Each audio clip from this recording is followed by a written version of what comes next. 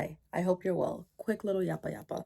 So this video is a bit different than my regular folktales videos because again, people have asked me to take my folktales from TikTok to bring them onto YouTube, and I really enjoyed how I told them on TikTok. They were very natural, very casual, and I wanted to keep them that way, but the formatting was really hard, so I just kind of brought the videos exactly as they were to this platform. So they're a little weird like that. If I'm correct, I told about 24 Haitian folktales, and there's probably like 10 more folktales that are not Haitian that I told on my TikTok, which I will bring out in videos much like this one.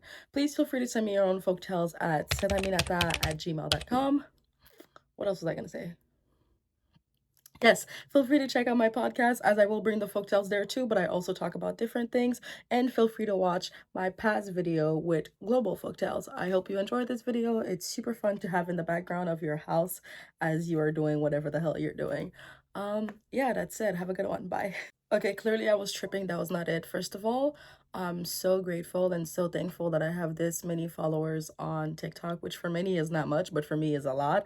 I have over 57,000 followers on TikTok, and majority of them really like the folktales. I know engagement may look a little wonky because TikTok has its little up and downs, but I'm hoping to bring these people onto my YouTube channel, and I'm hoping to meet more people who are interested in learning the stories of the world.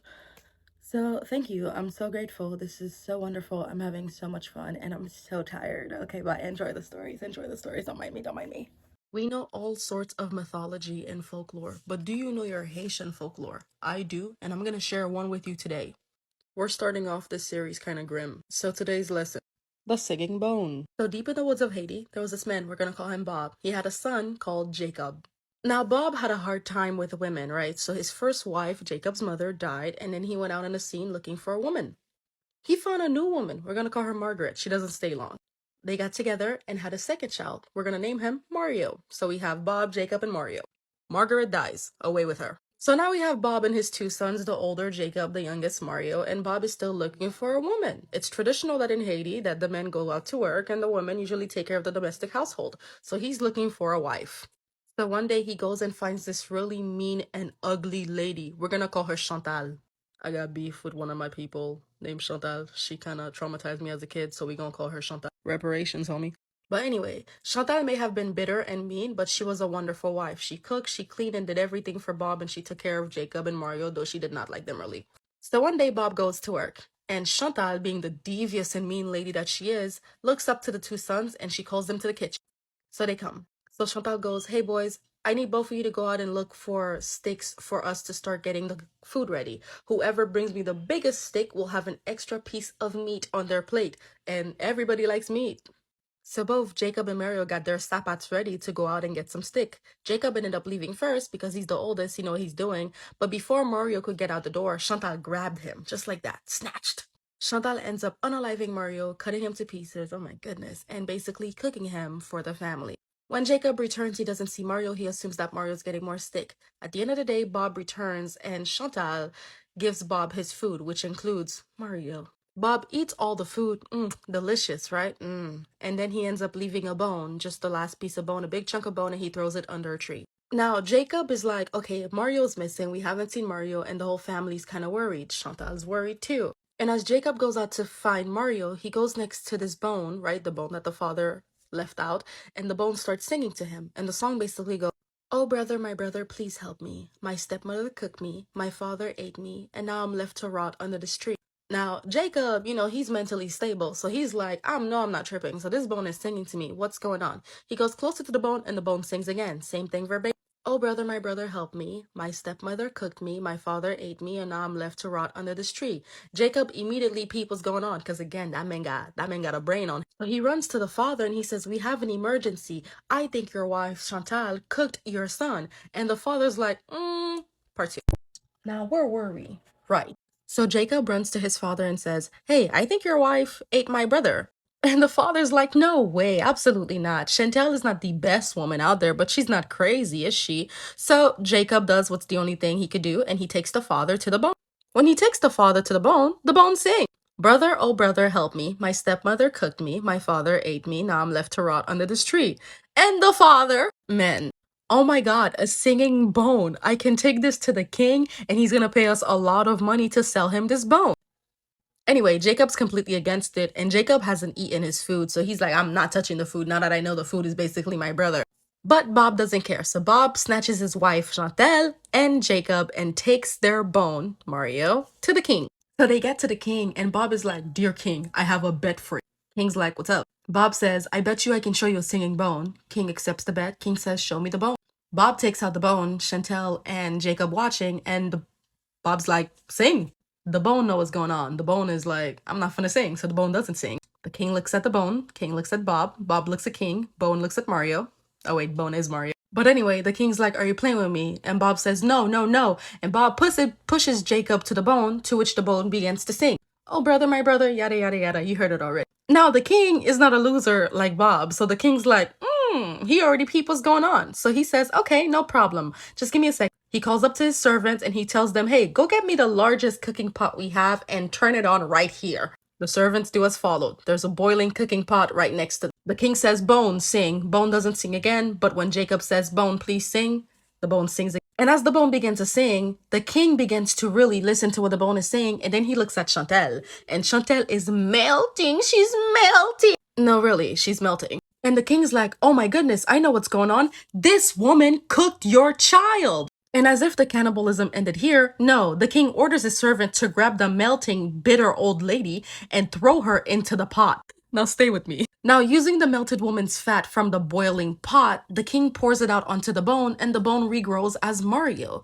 And Bob is like, well, I guess I won the bet because the bone sung. And the king's like, no, you did not win the bet. Because you did not bring me a singing bone, you brought me a singing son. I gave you back your son, so you should be happy that I did so. Once you have a fruit, you must care for the fruit as well as the tree. And Bob, with no money, took his sons Jacob and Mario, and they all went home and lived suspiciously ever after. Because, if it was me, if I was Mario or Jacob, I probably would have put that man in the dirt. I'm not gonna lie. Like, come on. But that's folklore number 1, and let me know if you guys want more. Holy shit. I'm so happy that you guys are enjoying the story, and since you are, here's story 2. One darling, come to mom. But before we start, for those of you asking, we have it in the comments, but the book name is The Magic Orange Tree and Other Haitian Folktales. Onale!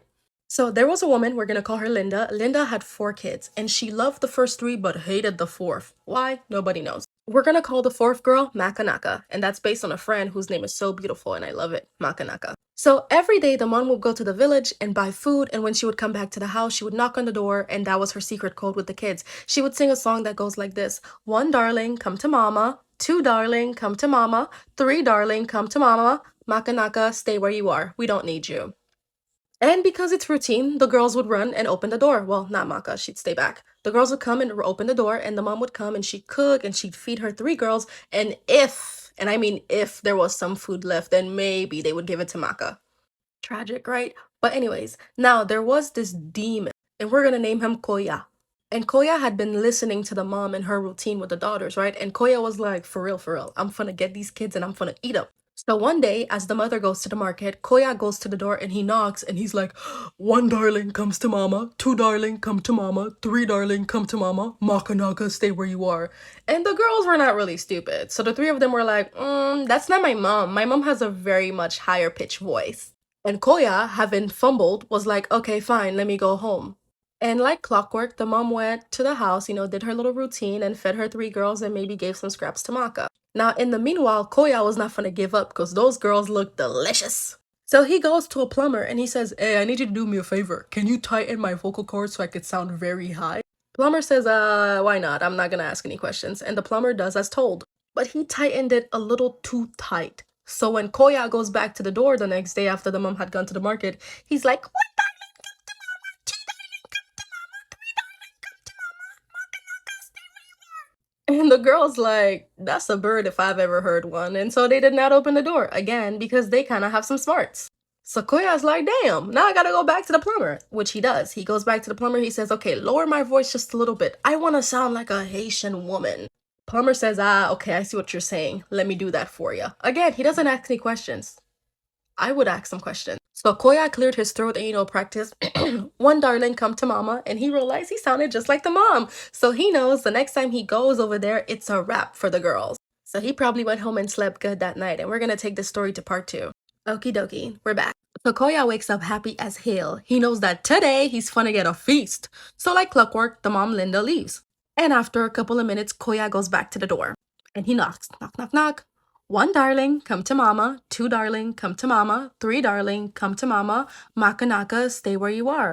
And the girls, they were like, oh, that's mama for sure. So they run and open the door, the one, two, three of them. And immediately Koya opens his large mouth and he eats them. Just like that. That's it. Lucky for Maka, she was hiding behind a corner as she's never allowed to go get the door. After his delicious feast, Koya closes the door and runs away. Now Linda comes back with a bag full of groceries for 4 children.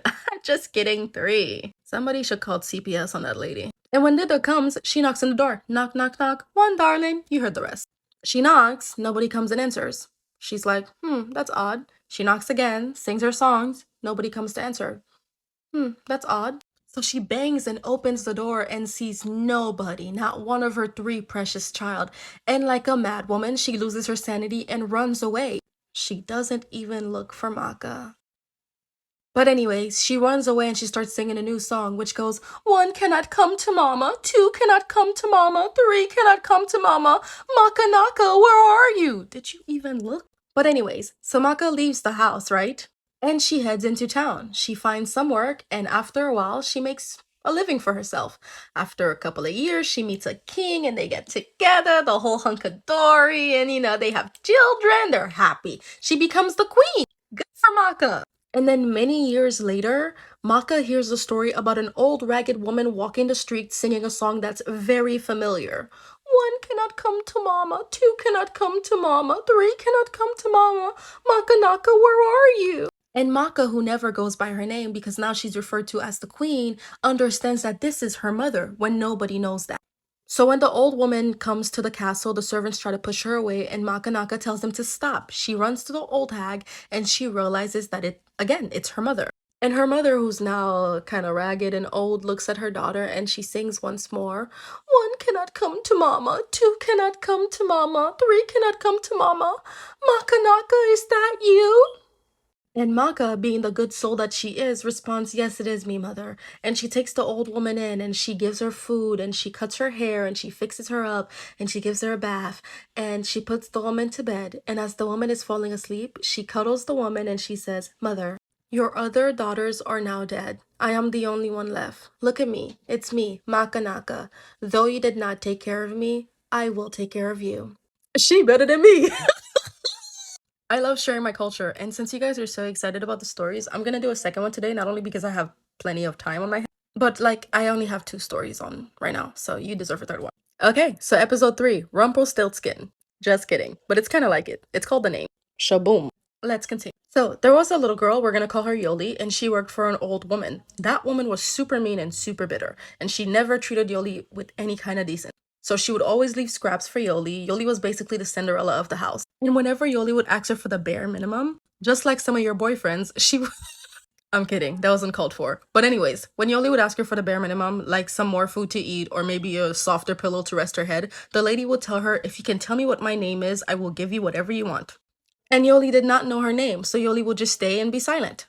And one day, the lady killed a chicken or a turkey, and she gave it to Yoli, and she said, go wash the meat in the river and bring it back so you can cook it so I can eat it. And Yoli did as she was told. So as Yoli's bringing the turkey to the river, 3 things happen. A eel pops his little head, and he's like, psst, psst, hey, if you want to know the name of that old hag, I will tell you. But first, you have to give me a piece of the meat. And Yoli's like, I got nothing to lose. So Yoli gives him a piece of the meat. Like a fatso, the eel takes the piece of the meat, eats it, and then disappears. Yoli's defeated. Next, as Yoli keeps walking, a shrimp pops its head out of the dirt, and the shrimp says, hey, Yoli, if you give me some meat, I promise I will tell you the name of the lady. Yoli said, I really don't like that lady, so whatever. She gives the shrimp a piece of the meat, and what does the shrimp do? Eats it and disappears. Fool me once, shame on you. Fool me twice? We fighting. So Yoli keeps walking to the river, and a fish pops up and says, trust me, I'm trusting. If you give me some of the meat, I'll tell you the lady's name. And Yoli, like a dum-dum, genuinely gives the fish the meat. And the fish takes the meat and then dips. Now we can tell Yoli's fumbling the bag, right? And Yoli looks at her hand and she sees there's only a little bit of meat remaining, and she's scared because what is she going to tell the lady? Oh my goodness, she's so scared. But then there's a beautiful juicy red crab, and he pops up and he's like, Yoli, I promise you, may God be my witness. If you give me your last piece of meat, I'ma tell you that lady's name. Okay, I'll split this into two parts because I thought I would finish it in one, but I can't. So let's do it. Okay, part two, baby. So Yoli, looking at the small piece of meat in her hand, says, "Hey, F it, whatever. I can't bring this to the lady anyways." So she gives it to the crab. And the crab eats, num num num num num. And then the crab says, "The lady's name is In the Storm, Coffin on Her Back." Which in English, it sounds pretty bleh, but this is how it sounds in Creole, girl. No tempête seke sudo. Sounds like I just put a spell on you, right? Yeah, spooky stuff, spooky. And fun Haitian word of the day, seke means coffin. So cool. The crab tells her, the name is In the Storm, Coffin on Her Back. And when you tell her this, do not tell her that I told you her name because she's going to come over here trying to fight and eat me. So wait until she sits down, ask her for some food, then she going to tell you, if you want to tell me my name, then you going to tell her your name. And then she going to be angry and stupid and she going to run to me and I'm going to try to eat her, whatever. So they got a plan. Yoli is so happy. Yoli basically goes back to the house without the meat. So Yoli cooks rice and beans today and she likes the lady, tell her something about the meat got stolen, whatever. The lady buys it. So Yoli gives the food to the lady and the lady's eating, oh, no, no, no, no, this is delicious. And Yoli's like, may I please have some food? And the old lady's like, if you can tell me what my name is, I will give you some food. And Yoli bats her little eyes and she walks up to the lady and she looks at her in her face and says, your name is Natapet Seke Sudo. And the lady is livid. She gets off the chair. She says, who told you my name? And Yoli's like, I don't remember. I don't know. And the lady's like, you're lying to me. So the lady takes off and runs to the river because she knows that's when she said Yoli. And then she goes to the river and she's like, she finds the eel. She's like, hey, did you tell that girl my name? The eel says, nah, not me, son. She looks at the shrimp and said, hey, did you tell that girl my name? The shrimp says, I don't even speak English. What are you talking about? She looks at the fish and she said, did you tell that girl my name? And the fish was like, no, I would never. And then she finds the big juicy red crab and she's like, hey, did you tell the girl my name? And the crab said, yes, I did. And she grabs her machete and she advances towards the crab and the crab backs up in the water. And she's like, why did you tell the girl my name? And the crab's like, I told her because I wanted to. Meanwhile, the crab is backing up and she's coming forward. That's some psychological shit. And the lady's like, why did you tell the girl my name? And the crab is backing up and the crab's like, cause I wanted to, blood. Like, they about to throw down. And the lady doesn't realize it, but as she's advancing, she's falling deeper into the river. And eventually, when she falls and loses her balance, she hits her head on a rock. And she goes night-night, and the crab's like, eat, eat, eat, delicious. Moral of the story, I don't know, but it was fun to hear, right?